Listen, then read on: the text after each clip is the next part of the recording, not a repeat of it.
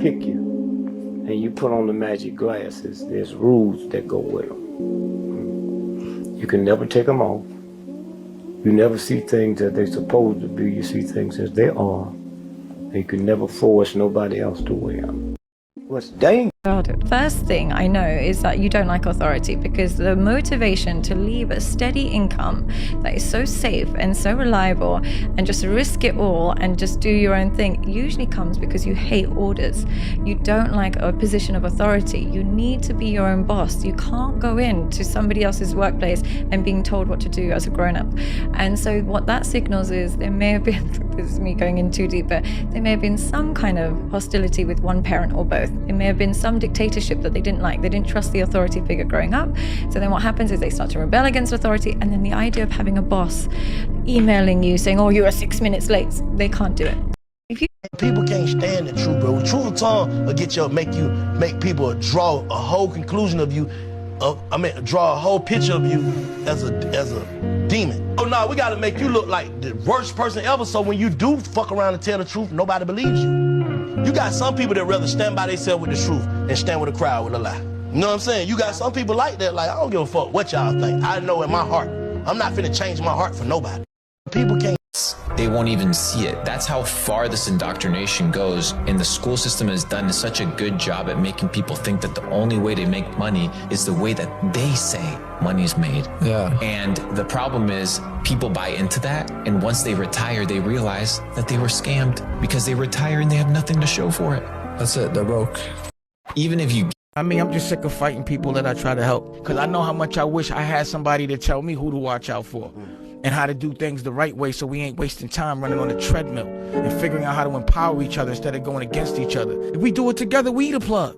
And I've been saying this shit for years, and everybody says I'm crazy. Every time I get somebody to their dream, they literally lock the doors. Like, a good guy gets punished, period. That's the sacrificial lamb no matter what. If you're gonna tell the truth, you better be ready to fight, period.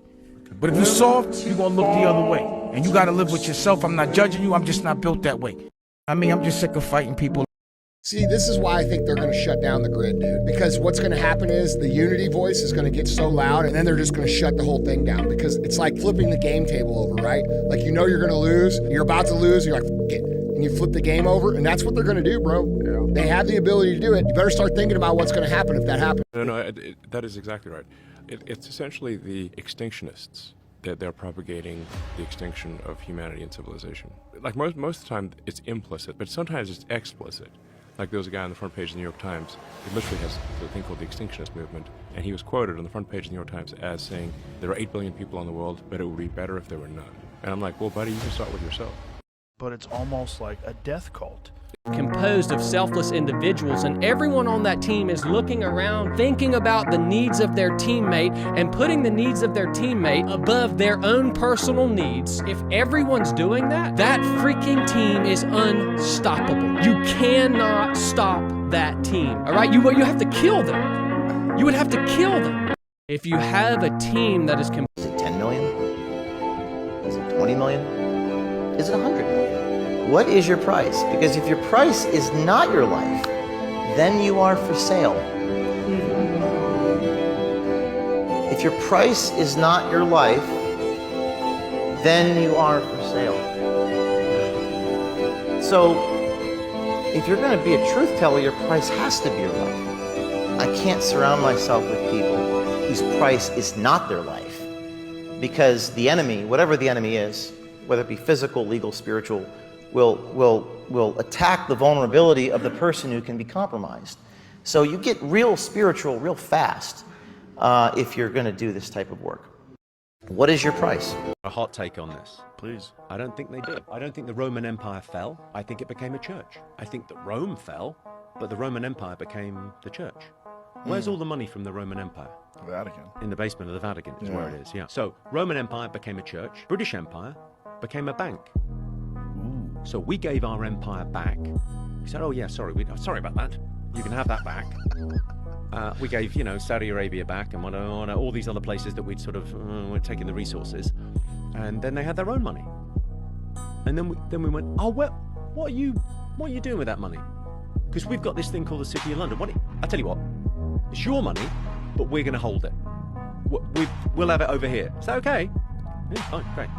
It's crazy how empires rise. Miles of underground Vatican archives. Right. There's been a few people that have come out talking who have had access to these Vatican archives. They can't say specifically everything they saw, but one guy did come on a documentary on History Channel years ago and talked about the fact that they had bones of beings that weren't human. From their perspective, they weren't human bodies. They had books and texts down there that nobody's ever been able to read or access that talk about technology, flying devices, and all these other incredible things that were hidden during the Inquisitions. Because during the Inquisitions, they were suppressing technology heavy because they wanted to keep their boot on the necks of the people. The Inquisitions were so brutal, they over 80 million people over the course of 700 years ordered underneath the popes. That really held us back because we should have been on the moon in the 1800s if it wasn't for the Inquisitions. So people that they don't know because they don't research and dig deeper into the translations of these texts. And even if you look at the Sinai Bible, there's 14,000 differences between the Sinai Bible, which predates the King James Version. And in the Sinai Bible, there was no crucifixion. To me, proving that the crucifixion was added.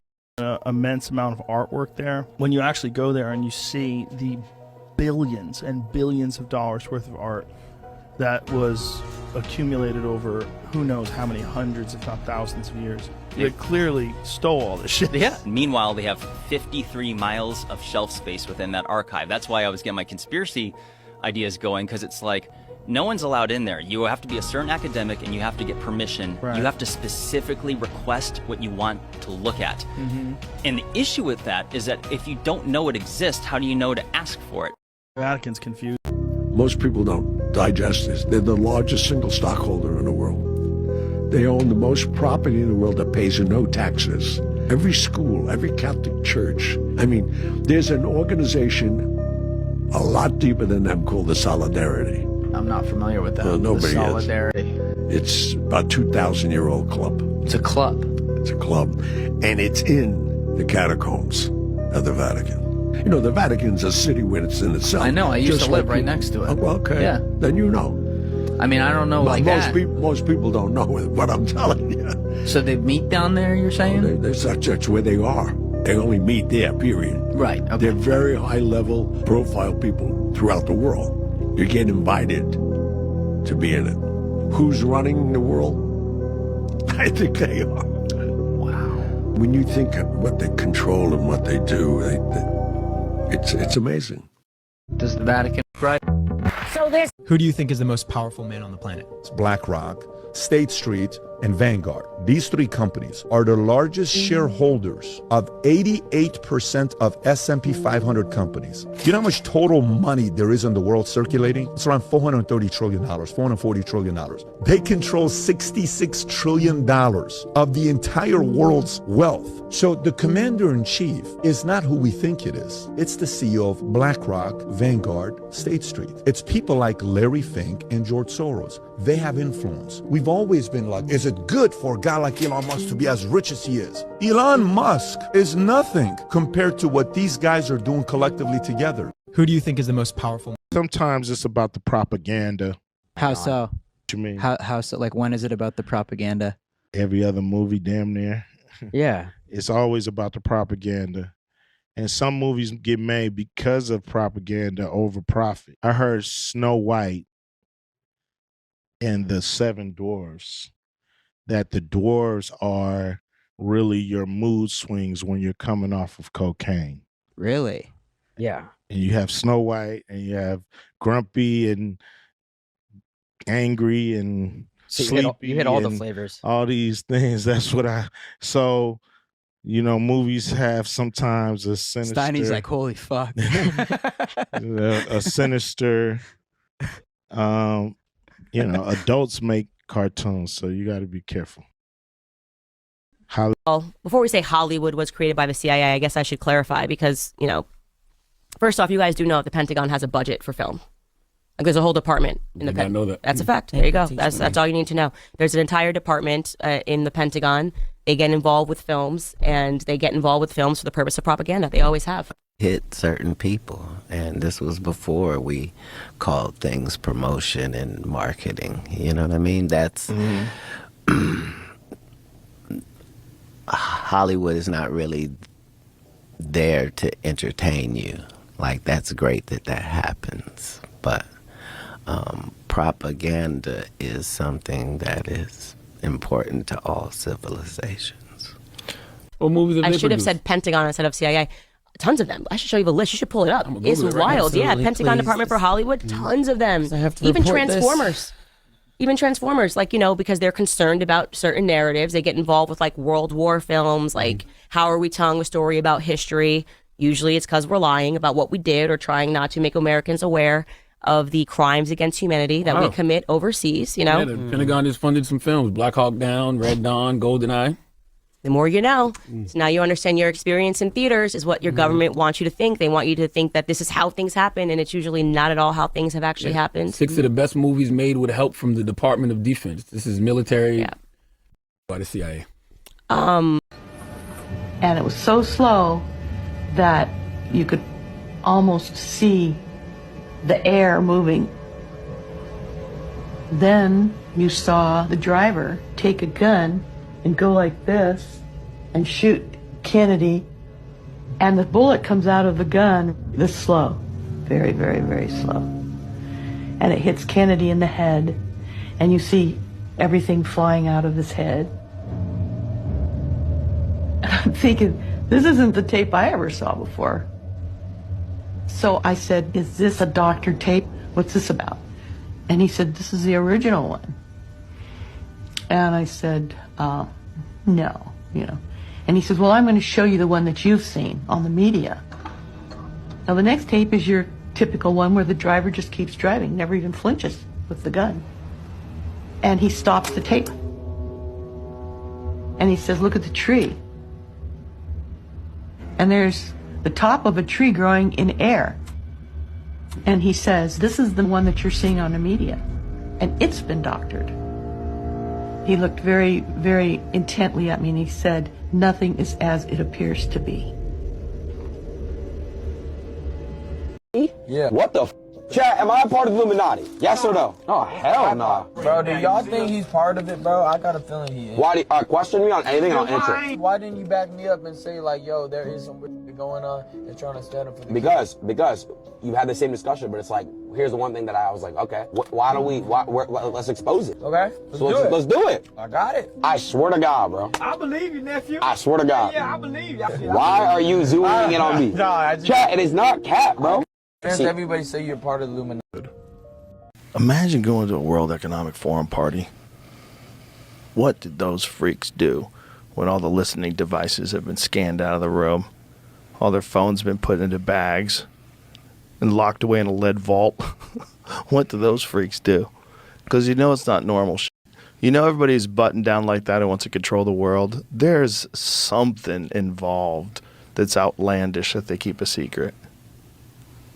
Right, I'm saying, but these Epstein-like characters have existed throughout history, whether they were kings or what, like, everybody is a supplier. Epstein, Weinstein, like, these guys knew what these extremists liked and provided it. Joe Rogan and Cap. It's fucked up. It's just designed totally. And not only designed, but there's a dedication to keeping us at the bottom of this country. We have to pool our resources. We have to think about ourselves. This shit ain't gonna work. We ain't gonna survive this. The way it's going. It's just designed that I can't see the future. So we gotta change this shit.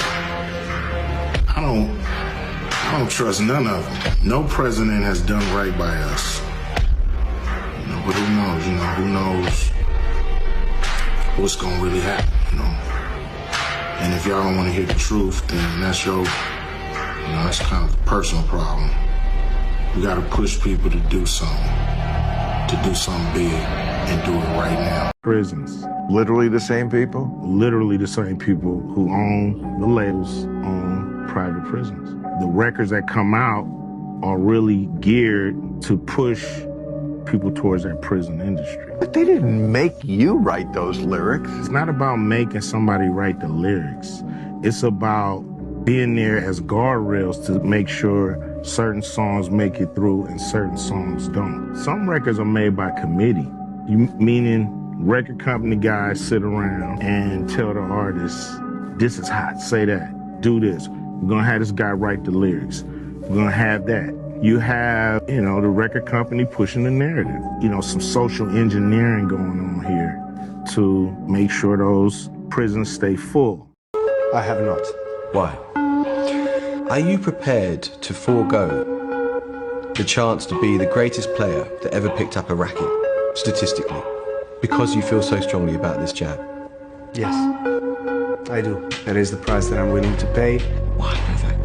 Because the principles of decision-making on my body are more important than any title or anything else. 9/11 was perpetrated by people within our own government. Don't know what's going to blow your mind? Let's do it. The day before 9/11, Rumsfeld gave a press conference where he talked about trillions of dollars missing. Then a plane slams into the very part of the building where they were doing the accounting. Donald Rumsfeld was on the White House lawn. Listen to this. According to some estimates, we cannot track $2.3 trillion in transactions. Quote, adversary. You want to investigation into whether someone or many people benefited financially from the evil done to the country last Tuesday. Not long before the attacks occurred, there were some financial transactions in the stock market that may indicate knowledge of the attack before it began. This could very well be insider trading at the worst, most horrific, most evil use you've ever seen in your entire life. One example, United Airlines. The Thursday before the attack, more than 2,000 contracts betting that the stock would go down were purchased. 90 times more in one day than in 3 weeks. When the markets reopened, United stock dropped. The price of the contracts soared, and someone may have made a lot of money fast. $180,000 turns into $2.4 million when that plane hits the World Trade Center. Same story with American Airlines. That's a 5-fold increase in the value of what was a $337,000 trade on Monday. All of a sudden becomes what? $1.8 million. There's much more, including an extraordinarily high number of bets against Morgan Stanley and Marsh & McLennan, two of the World Trade Center's biggest tenants. Could this be a coincidence? This would be one of the most extraordinary coincidences in the history of mankind if it was a coincidence. So the Secretary of the Treasury said today of this investigation, you've got to go through 10 veils. You are illuminist, members of the Trilateral Commission, members of the Club of Rome, the Skull and Bones Fraternity, yes. The Bohemian Society. Here's a group of presidents up there with black robes, like Klansmen, sitting around this huge bonfire at the Bohemian Grove, worshiping this giant owl. Yeah, we have color pictures of the presidents of the United States, all living presidents today. And dressed in large black robes with pointed headdresses like the Ku Klux Klan, in front of a large open fire pit, a pit of fire. In the article that appeared said that it was after 12 midnight, all the American presidents line up on this altar and worship the owl. And they said the reason why the owl is used in their worship is because it is wise, because it is able to see things in the dark. There's a message there. The owl is wise because it sees things in the dark, and that's why the presidents and the heads of state and the heads of the government that we live under all meet at 1 o'clock or 12 o'clock at night to worship the owl. This is history. Yeah, but if you don't believe it, we will come back and do another show, and Jordan will pull out the all the pictures. Yes, I want to see and you can picture. zero in on Gerald Ford, who has some sort of satanic... Depend on our leaders. Our leaders are misleaders. There is a science that they're following. They have their own agenda, and it doesn't include you. We understand now that both the Republican and the Democratic Party in our country are basically run by the same people. The same money finances both sides. We now know, of course, through the work of many historians who have spent their life working on research to show us that both sides of world conflicts have always been financed by the same people. Professional groups all have fraternal orders, doctors, attorneys, etc., have their own specific fraternal orders. In the banking world, it is the same way. They have a fraternal order. In politics, there is a fraternal order. However, we're not supposed to know anything about that because that's not our business. That fraternal order in politics and banking has been known for many years. It has been referred to by different names, different times, in different countries. The best overall name that we can give to this fraternal order, which is running our country, politics, monetary, is Freemasonry. Motion picture stars are called movie stars because in the Bible, stars were referred to as lesser illuminaries. So these lesser illuminaries are working for the big Illuminati. So the big Illuminati are using the lesser Illuminati. The lesser illuminaries are just stars. Now, we have pictures with the president with his hand stretched out holding a red rose. But I have about 15 major color pictures of communist leaders throughout the world holding a red rose in their hand. And these are from newspapers and magazines. I began to pick up on this because someone alerted me to it, that the symbol of the red rose implies not only socialism and communism, but a secret society operating behind socialism and communism that uses a red rose. This way out Willie holding the rose. We find Khrushchev. We find all the communist leaders all holding the the red communist rose. leaders. Implant a microchip into your hand if you would receive $2,000 a month in return for getting a chip put in your hand. You heard me right. We'll give you universal basic income, basically. 2,000 euros, $2,000 a month if you allow us to put a microchip in your hand. That's exactly what's about to happen as part of the rollout of the central bank digital currencies. It's a carrot for them to rope you into this mess. We'll get to that part of the story in a minute, the chip implantation process, not the corn chip, as Dan said in our chat, but a actual metallic tracking chip. But a new report just published this week by the Bank for International Settlements explains how our new digital money system is about to work. We've been warning you that this was coming for a long time on this show. Also, we weren't the only ones predicting this. It was predicted in a little book, you might have heard of it, called The Bible, The Mark of the Beast. For one thing, this is how this new system would operate. According to them, the Bank for International Settlements, the new reserve currency, forget the dollar as you know it, basically. This will be the new reserve currency, which is how they want to label it and how they are labeling it. This would be used to settle all transactions. As everyone moves away from the U.S. dollar right now, this seems like perfect timing to be moving to this new system. Islands, Epstein's Island.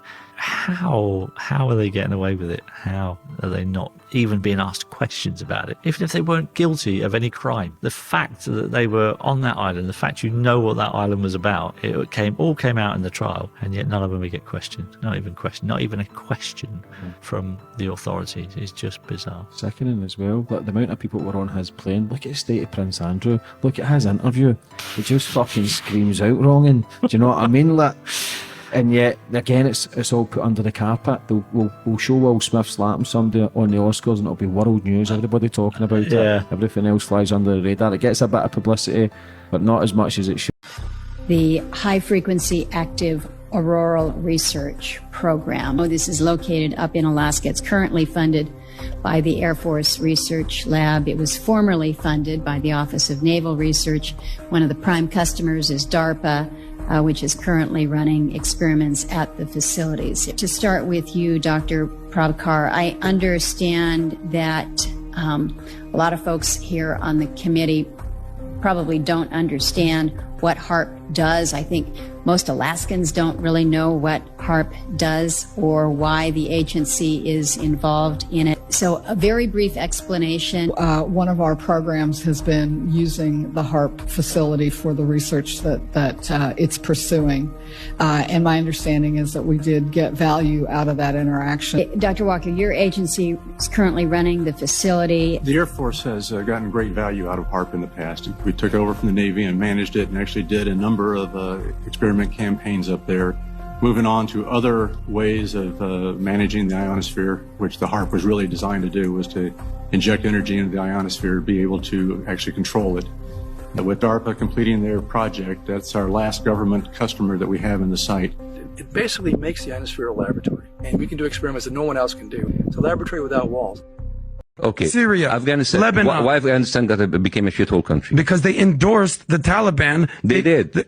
They did. Yeah. Isn't that a little bit of a reductive way to tell history? Because at the beginning, there was no Taliban, and then the Soviet Union came in, and then America came in, supported the Taliban, make them bigger than they were, and then at the end of the day, they support, if you remember Rambo 3 was supporting the Taliban, so Taliban was really cool, and even they were even hailed by right-wing Christians as freedom fighters, anti-communists. And then what happened? America, some people like the Richard Wilson Wall wanted him to come in to put some schools. That no. We spend all of this money of tanks on weapons. We don't need to put them schools. What happened? Taliban flourished, all because of America interfered, made it shitty, left everything. Taliban flourished, and then America went in again, spent $2 billion, making even two terrorism laws made it even worse. So when you tell me like a country is not surviving, it's not because there are bad people there. No. You have to come into the root cause. Every single country that you said, I can bring you the root cause of how America and the West has fucked this country to become race, the human race, which started with black women between 300,000. Don't interrupt me, I don't have much time. Now, white folks, you don't like it, but all you are is faded blacks. Every one of you, if you trace your DNA back far enough, you're going to find that some of your DNA came from Africa, because we all have the same ancestor back there, every single one of us. And those of you who think you don't have are obviously from outer space. Now, that means that every one of us is a 30th to 50th cousin to every other person in this room. Well, every person in this room who considers himself or herself a biracial person, stand. Don't you stand. Don't you stand. People, we have to get rid of the language of racism. I'm not a teacher. Teachers dispense facts and figures so that they can get their kids ready for the end of school testing. I've been called a trainer. You train dogs and horses and members of the military. I don't train people. I'm an educator. The word educator comes from the root duck deuce, which means lead, the prefix e, which means out, the suffix ate, which means the act of, and the suffix or, which means one who does. An educator is one who is engaged in the act of leading people out of ignorance. In this country, we spend a lot of money on what we call education. It isn't education, it's indoctrination. Also, what I'm doing is for Prodigy, too. Rest in peace, Prodigy. Illuminati on my mind, soul, and my body. No. Secret society, trying to keep their eye on me. He was singing a lot. Are we making some noise for that? I feel like we should make some noise for that. And conscious means that you're conscious of what's going on in this world. The first time you ever heard me say Illuminati on my mind, soul, and my body, you knew P was on some other shit. You gotta mix the medicine with the food. So they eating the food and they don't even know they getting some medicine in there. Right now, that's what time it is, man. You're gonna start hearing more shit in my rounds about the government, politics, and I'm exposing everybody. I don't give a no more. They be like, yo, P, you need to rhyme like that, son. Rhyme like that more about the Illuminati and the government, about all that real shit about health. And, yo, son, we need that in the hood. Yo, they've been telling me that since 97, son. As soon as you, as a person, decide that you're not gonna lie anymore, and that whatever problem that you have, you're gonna deal with that problem right then where it presents itself, it'll show you a whole new side of you. As soon as you... One way to increase the probability that things will unfold for you properly is to not lie. Just stop lying. Stop saying things you believe to be untrue. Stop doing things you know to be wrong. Just start with that. You'll get closer and closer to the truth, and the truth is the adventure of life. That's the advantage to the truth. You have the world on your side. Because if you're lying about things, you're opposing reality. Who are you? Who are you to oppose reality? Good luck. One way to present us to just lie the entire time. Exactly. And I mean, that's fraud, isn't it? I don't know. You're representing my constituency and you vote against our interests every single time. 100% fraud. 100%. Listen, and again, some people say, well, Michael, you were in a mob. I said, exactly. But I didn't pretend to be, fighting for the people. Yep. We were fighting for ourselves at that point in time. Yep. However, I will tell you this. We treated people better than they treat us. 100%. 100%. Our communities were safe. Our neighborhoods were safe. We didn't prey on innocent people. Yep. These people Okay, they lie, they get on a campaign, they say this and that, and they get in the office, they totally reverse themselves to the detriment of the people that put them in office. And to me, there's nothing worse than that, Andrew. Nothing worse. I agree. And then the only way this makes sense is if you look at the political landscape and you understand who they actually work for. Because people say, why are they doing this? I hear often people say, oh, well, politicians, well, they're just stupid. If they're so stupid, how come they're in charge of you? Yeah, they're not stupid. They're not stupid. You think they work for you. That's your confusion. You think they represent you. And you're like, why are they doing all these things? That's against my interest. Because you're not their concern. They work for somebody else. Exactly. And they're passing laws for their interest. The people who make the rules make rules to benefit the people who make the rules. They don't make the rules to benefit the common average person. You know, I catch myself doing this. A lot of the things I talk about in the world and how I view things. And I'd really be interested in your input on this. Because I came from absolutely nothing and now I have a little bit of money. And I occasionally catch myself being elitist. I catch myself being elitist. Like if I meet somebody who I went to school with and we grew up in the same area and we've had the same amount of minutes of life and I managed to be monumentally successful and they can't pay their bills because they were too busy smoking weed, I don't feel sorry for them very much. I'm actually like, well, you're an idiot. You could have found a way out. You could have tried harder. There's always a way. You didn't try hard enough. And if you extrapolate that out, I'm somebody who was only poor 10 years ago. Imagine you're born into a banking dynasty. Imagine you're born into a lineage of people who have always been rich. Imagine how you're going to view the common man. Mm-hmm. They think we're cockroaches. They don't care about us. They have no concern for us on any level because they believe they're completely different. They're in a different class. They don't believe in nation states because they're globalists. They're above us in every way. They print the thing that we all slave around and run around for, money. So, of course, they have no concern for us. So when they get a politician in power and they get him to pass laws that are to our detriment, it doesn't cross their mind that that's not what they should do. For the same reason, I'll make a law or I'll make a decision in my house that will be detriment to the ants outside. I don't care. It's my house and it's their world. And this is the reality of it. And I don't know. I'm very interested how that ties into your story with the mob and getting big and getting rich and getting famous. Did you ever get to a point where you're just like, you know what? You common people, I don't want to talk to you anymore. You get to that point. Not that you don't want to talk to them, but, you know, listen, we have a tendency to pity people and feel sorry for people. In our country, everybody has an opportunity to do something. There's no question about it. Yeah. And you got to look at somebody's past. If, like you said, they're laying around and they're waiting for somebody to do something for them and expecting something to happen, depending upon the government, well, I don't have any pity for that. You know, I don't. I see so many people like yourself that started with nothing and made themselves successful, but they worked hard. Yeah. And they took advantage of the system when they could, which is what you're supposed to do. So, yeah, I mean, look, it's natural. You know, Good. I had to check myself there. No, you're okay there. And another thing I think that's getting scary about the world, which is also an interesting thing, and perhaps this is a modern thing. I don't know. But I see a lot of these crimes and a lot of things happening. And I particularly pay attention to British crime because I feel more British than American. I spent most of my time there. And you see stabbings on trains and all of these crazy things happening every single day. Shootings, and London's getting really bad. And I was talking to someone and I said, we're at the point now where you almost just have to avoid broke people. And I'm not saying that in a horrible way. I'm saying you can't get on a train because there's someone on that train who can't pay their bills and is on the edge. That's just the reality of it. You can see it. Someone bumps into them and they just pull a blade and start stabbing people. You can't walk around in crowds. You can't go where there's huge gatherings because there ends up being a murder or a stabbing or a riot. It's getting to the point where you become more elitist because you're saying, well, I just need to avoid all of the people who don't have a lot of money and I can avoid 99.9% of the world's problems besides the government because then they come for you. Yeah. But it's getting that way. And I don't feel like, you'll know better than me, that the world used to be that way. The common man would be a good person and everything was fine and they loved their family and they had a degree of respect. But in certain towns in England, especially now, if you try and go anywhere and people aren't affluent, they've lost all sense of morality. They just think, oh, okay, well, it just becomes a free-for-all.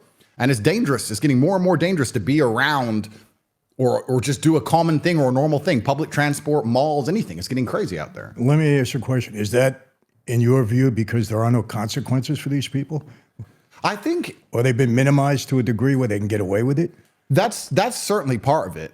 But I do believe that humans are intrinsically good. And I think that as we're divided further and further down the scale, which is what's happening, we just end up finding an enemy of some kind. I believe that when you remove the homogeny of society, whether it be race, religion, anything, when you have nothing at all to unify or bind people anymore, you add on the pressure of people not being able to pay their bills. You add on the pressure of people slowly realizing how unfair this world is and how unfair all the systems we're supposed to believe in are. I think there's just a lot of pressure on people to just, I don't think a lot of people can take pressure. You can talk from jail. We can talk about our jail. There's a lot of people who wake up and they say, let's take it this way. If you're an immigrant, let's say, and I don't know this, I'm just guessing, because I try and put myself in other people's positions, right? I try and pretend I'm them. If I was an immigrant and I grew up in a strictly Islamic country in a war zone, I'm going to be battle hardened because I've seen terrible things happen. And I'm going to have this view of the West as this utopia of beautiful women and money and all this other garbage, right? And I'm going to leave my land, and I'm going to go to England, and I'm going to realize that, one, I don't have really very much money. Other people may have some money, but I don't. Two, nobody really wants to give me a job because I don't have the work ethic they expect of me. Three, the women don't look at me as anything. So all these women who I have a bad view of, I view them as promiscuous because that's what I've seen in the music videos. Yeah. And I go up to them and I'm like, hey, and they're like, go away from me. That offends me. What do you mean go away? Why are you telling me to go away? Because I have this promiscuous view in my mind. You put me with 10 other guys who have no job and we stand around on the corner all day. Like, how is this going to end anything other than crime? How is this going to end any other way?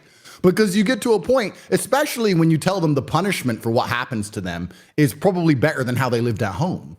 You're going to say, well, get rich or die trying. And that's inside of every single man anyway. So when you add in the war zone and these other societal levels and these other psychological levels, they just don't care anymore. And how can you police that? How can you stop that? It's scary because the police come afterwards.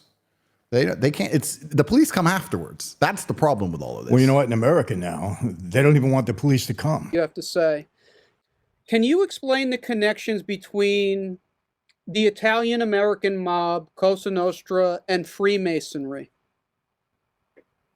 Well, you know, I can do it just not real deep, but my father I became a Freemason when I was younger.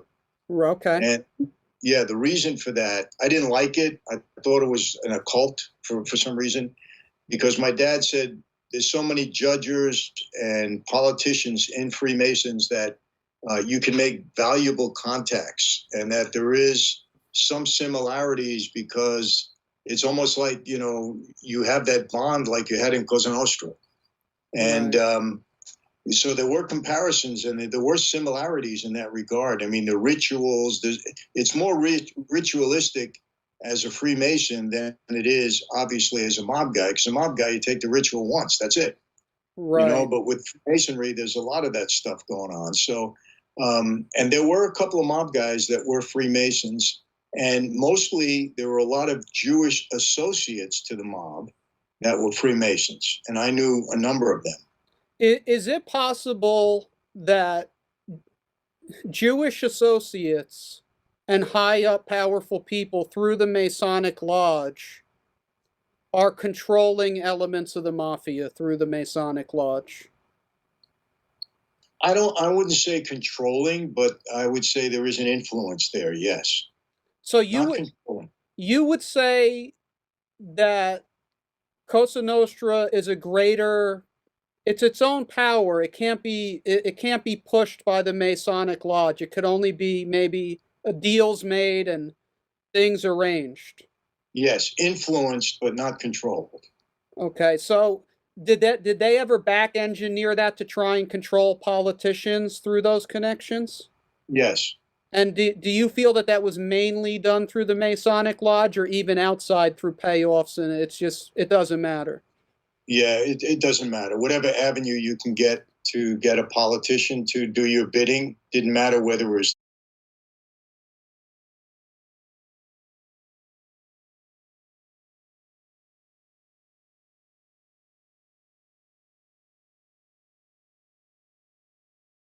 through the Masons or just a regular connection somehow. Okay, so you're no longer a Mason now, right? No. And you know that's satanic Egyptian mysticism going on there, right? I certainly do, yes. All right. Did you renounce that one? No, because there again, I said, I'm not part of this. That was the end of it. Maybe I just walked away. Maybe I could get you to say a few prayers tonight before you go to bed. That's maybe. Again, there too, I always tell my dad, what do you got me involved in this stuff for? You know, I didn't buy into it. But he, you know, it was unfair of him in a way because he never went through it. He just said it's a good thing. I said, but Dad, you don't know what they're asking us to do there. It's crazy. You know, I don't like it. Just do it. You're going to get good connections. It's important for us. That's all he cared about. But they're doing demonic rituals. You could have got demonized in there by some of the stuff they were doing to you. I see that, but he didn't see it that way, you know? Well, he only knew, he didn't know about the things I'm telling you, you know? No, I got to tell you this, you know, when I was telling him, because I was young, I said, you know, these people are crazy. I said, they're doing ritualistic things. So he looked at me, he said, are you afraid? I said, no, I'm not afraid. He said, would you walk through a cemetery at night? I said, what does that have to do with Masons? This was his reasoning. I said, yeah, I would. He said, then what are you afraid of what those people are doing? I said, Dad, I'm not afraid. I just don't like it. You know, it's stupid to me, but... It was basically like, son, if you got to drink chicken blood or sacrifice a goat to get a political connection, just shut up and do it. Exactly. That was it. What do you care what you have to do? Just do it. You're going to make good connections. That was my dad's theory. Right. I hear you. I mean, he was a character like that, I guess, you know? Yeah. And there was a Jewish guy that brought me in. He was a Mason. And he was, you know, so proud that I was going to be a Mason with him. He was a friend of the family. Right. And his name was Morris. I used to tell him, Morris, this is crazy stuff here, what you're doing. No. You don't understand. You're going to be so well connected. I said, okay, but. Well, you have to believe in a deity to go in, even at the first, right? Yes. So what can you tell us what deity you were believing in at that time? Well, I mean, I believed in God, I told him. That was it, you know. Just God? Just that's all you told him, God? That's it, yeah, I believe in God. I said, I'm a Catholic, I believe in God. They were probably laughing because by the end of it, you were going to be believing in the God of this world. Yeah, you know, I said, I believe in the saints, I believe in God. I mean, what else am I going to believe in, you know? So right now, you're convinced and you already know it's a Luciferian cult, right? Yeah, I believe that, Chris, yes. I didn't like it, I wasn't comfortable with it, and I renounced it, even when I was going through. We do have a good vaccine, which is AstraZeneca, and as I've said, we've used that. I would just urge you to get vaccinated and take up the opportunity for accessing AstraZeneca. It is actually quite distressing when I've reviewed the numbers to see how few over even 60-year-olds and over 70-year-olds we have managed to reach. We will be looking at what contact tracing looks like in the New World Order. Yes, it will. This is a very serious topic, so please don't be distracted by that.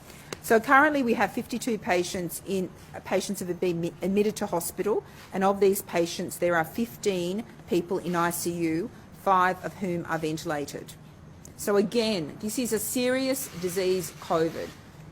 We do have a good vaccine, which is AstraZeneca. Imagine a vaccine so safe you have to be threatened to take it. For a virus so deadly you have to be tested to know you have it.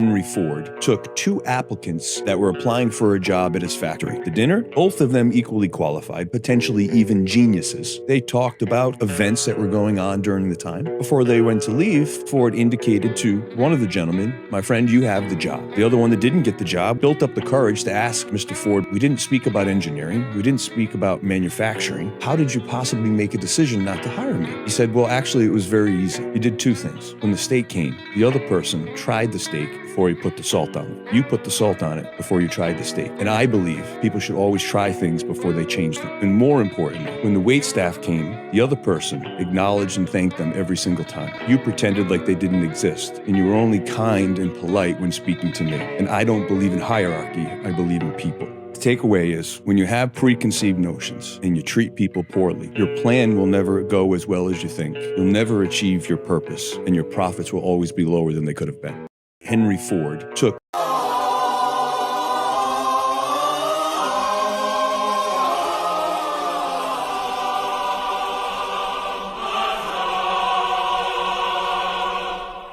about this every single day, and I'm sorry if I sound stupid.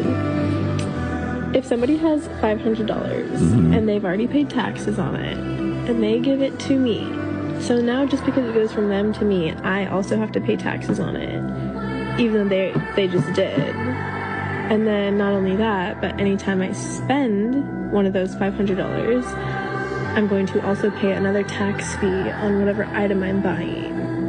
And then whoever I bought the item from will have to pay taxes on the money they just earned from what I bought. So every single dollar, That's right.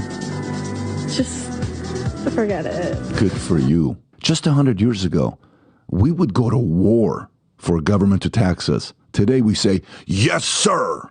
Here. You don't need a formal conspiracy when interests converge. These people went to the same universities and fraternities. They're on the same boards of directors. They're in the same country clubs. They have like interests. They don't need to call a meeting. They know what's good for them, and they're getting it. And there used to be 7 oil companies. There are now 3. It will soon be 2. The things that matter in this country have been reduced in choice. There are 2 political parties. There are a handful of insurance companies. There are about 6 or 7 information things. But if you want a bagel, there are 23 flavors because you have the illusion.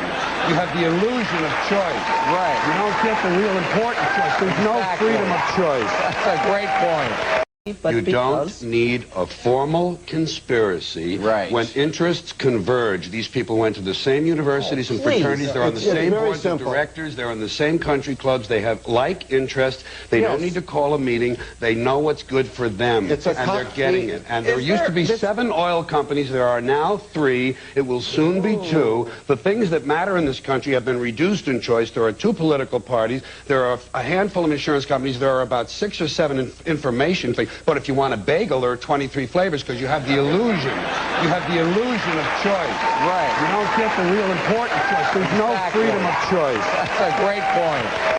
Stupid. If they're so stupid, how come they're in charge of you? Yeah, they're not stupid. They're not stupid. You think they work for you. That's your confusion. You think they represent you. And you're like, why are they doing all these things? That's against my interest. Because you're not their concern. They work for somebody else. Exactly. And they're passing laws for their interest. The people who make the rules make rules to benefit the people who make the rules. They don't make the rules to benefit the common average person. You know, I catch myself doing this. A lot of the things I talk about in the world and how I view things, and I'd really be interested in your input on this. Because I came from absolutely nothing and now I have a little bit of money. And I occasionally catch myself being elitist. I catch myself being elitist. Like if I meet somebody who I went to school with, and we grew up in the same area and we've had the same amount of minutes of life, and I managed to be monumentally successful and they can't pay their bills because they were too busy smoking weed, I don't feel sorry for them very much. I'm actually like, well, you're an idiot. You could have found a way out. You could have tried harder. There's always a way. You didn't try hard enough. And if you extrapolate that out, I'm somebody who was only poor 10 years ago. Imagine you're born into a banking dynasty. Imagine you're born into a lineage of people who have always been rich. Imagine how you're going to view the common man. They think we're cockroaches. They don't care about us. They have no concern for us on any level because they believe they're completely different. They're in a different class. They don't believe in nation states because they're globalists. They're above us in every way. They print the thing that we all slave around and run around for, money. So of course they have no concern for us. So when they get a politician in power and they get him to pass laws that are to our detriment, it doesn't cross their mind that that's not what they should do.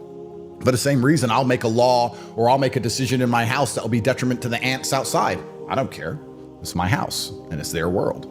And this is the reality of it. And I don't know, I'm very interested in how that ties into your story with the mob and getting big and getting rich and getting famous. Did you ever get to a point where you're just like, you know what, you common people, I don't want to talk to you anymore?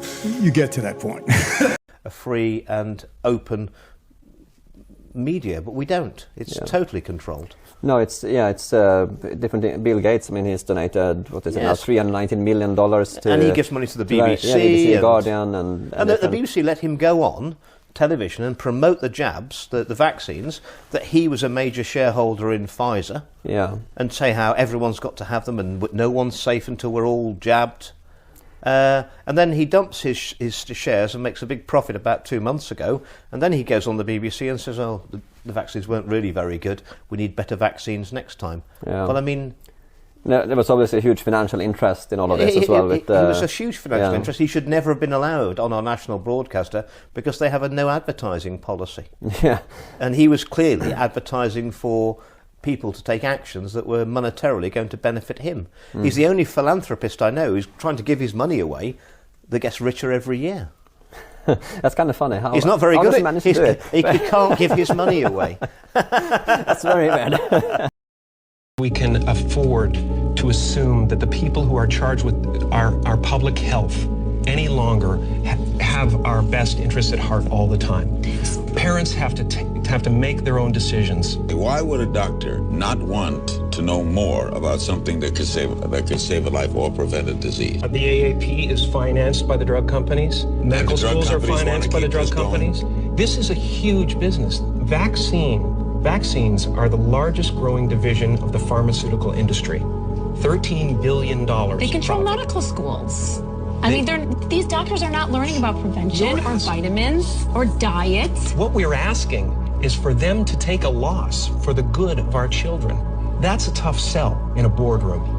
Industry is based on a complete lie. John D. Rockefeller bought all the major universities, all the major media companies early with all of his money and basically created his own curriculum for medicine. And the only way that you could get grants is by using their curriculum for medicine. And their curriculum for medicine was based on what? Pharmacology. And what was pharmacology rooted in? The extraction of substances from oil. But then they started to realize, holy shit, these medicines that we're extracting from oil are actually creating cancer. And they used all of their power, they used all of their media influence to debunk all forms of natural therapy, and any doctor that dared speak up against them, do you know what happened to them? They were completely discredited and their lives were destroyed, and some of them were assassinated and killed. Again, whatever you need in life will control you. And if you think you need your pills, you will be controlled by the pharmaceutical companies and the people that control them. Anyway, fuck it. I asked him, how do you know that this herb is good for crazy people? He said, because it has a lot of oxygen. I said, but how do you not have a lot of oxygen? He said, I'll show you. He took a glass of water, he took a handful of the herb, and he put it in the water, and in 2 seconds, blah, blah, blah, blah, blah.